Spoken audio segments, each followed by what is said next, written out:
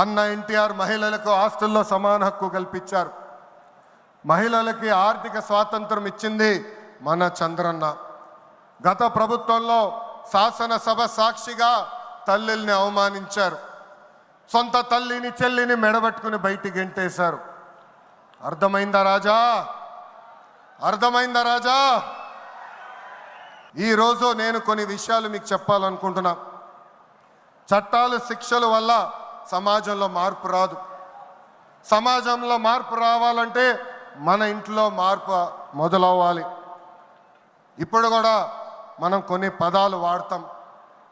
గాజులు తొడుక్కున్నావా, చీరలు కట్టుకున్నావా, ఆడపిల్లగా ఏడవద్దు, ఇలాంటి పదాలు మనం మానేయాలి. అప్పుడే మనం ఆశించిన మార్పు సమాజంలో వస్తుంది. నేను ప్రతిపక్షంలో ఉన్నప్పుడు ఆనాడు ఒక మహిళా మంత్రి నాకు చీర గాజులు పెడతానని చెప్పారు. ఆనాడే చెప్పా ఆమెకి, చీర గాజులు పంపించండి, మా అక్క చెల్లెలకు పెట్టి వాళ్ళు కాలు మొక్కి ఆశీర్వాదం తీసుకుంటానని.